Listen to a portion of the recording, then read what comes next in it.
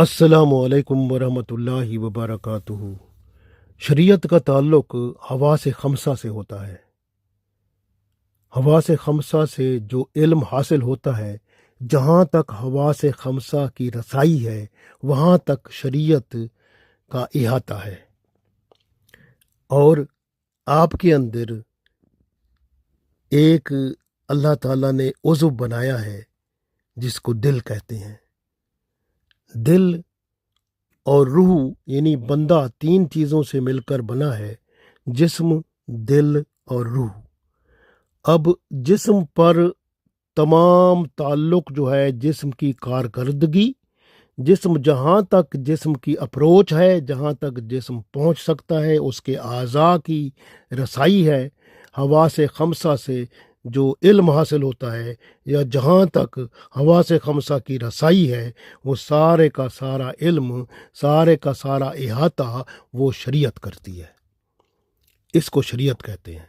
और जो दरमियानी चीज़ है, दिल जो है, उसके अंदर अल्लाह ताला ने बहुत बड़ी हिकमत और बहुत बड़े इल्म के ख़जाने रखे हैं जो खुलते उस वक्त हैं जब उसका ताल्लुक रूह से जुड़ता है। क्योंकि दिल जब अल्लाह के ज़िक्र में मशगूल होता है, यानी जब बंदा अपनी ज़बान से अल्लाह का ज़िक्र करता है, उसके आज़ा अल्लाह का हुक्म मान कर नेक आमाल करते हैं, तो दिल सुकून पाता है। इसलिए अल्लाह ताला ने इरशाद फरमाया, अला बिज़िक्रिल्लाहि तत्मइन्नुल क़ुलूब, कि ख़बरदार हो जाओ कि बंदे का जो दिल है ना, वो इत्मीनान सुकून पाता ही उस वक्त है जब बंदा अल्लाह के ज़िक्र में मसरूफ़ होता है। तो अल्लाह का ज़िक्र में मसरूफ़ होने का मतलब यह है कि आज़ा भी अल्लाह का हुक्म मान रहे हों और ज़बान भी अल्लाह के ज़िक्र में मशगूल हो और दिल भी अल्लाह की वो फिर अल्लाह की तरफ से सकीना और इत्मीनान और सुकून जो है वो पा लेता है। तो जब दिल सुकून पा लेता है और दिल में सफाई होती है, कोई गंद नहीं होता, बंदा तौबा इस्तग़फ़ार करके गुनाहों से पाक हो जाता है और ज़िक्र इलाही से फिर दिल की शमा रोशन हो जाती है, तब तरीक़त का दरवाज़ा खुलता है। क्योंकि बंदे को मोहब्बत होती है और ये मोहब्बत अल्लाह और उसके रसूल सल्लल्लाहु अलैहि वसल्लम की इतनी बढ़ती है, जब बंदा अपने जिस्म को भी यानी अल्लाह और उसके रसूल सल्लल्लाहु अलैहि वसल्लम की खातिर कुर्बान करने को तैयार हो जाता है, तो फिर उसकी मोहब्बत जिस्म से आगे बढ़ती है।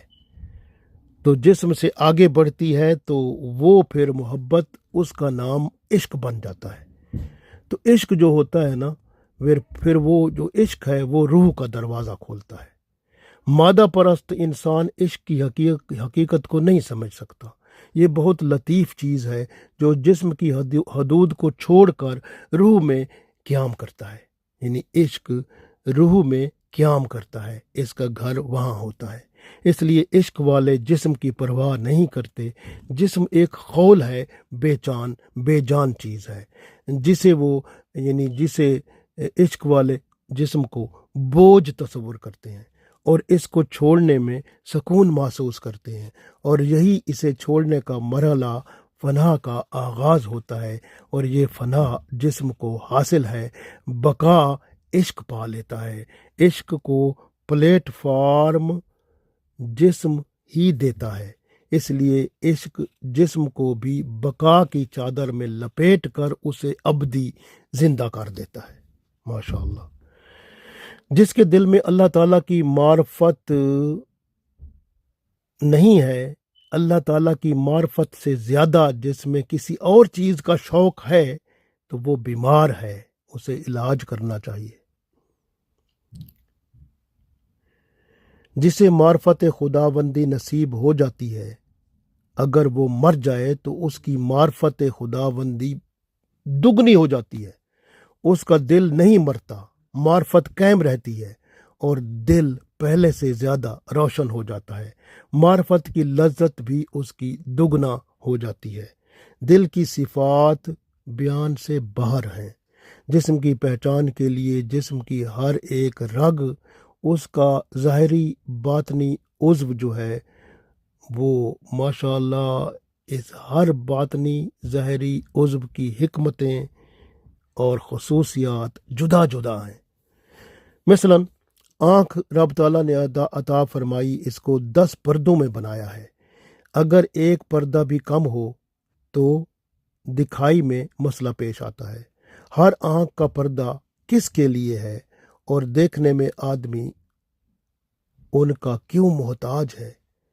اسی طرح جسم کے اندرونی اعضاء، جگر ہے، پتا ہے، تلی ہے، گردہ ہے، ماشاءاللہ وہ ہیں۔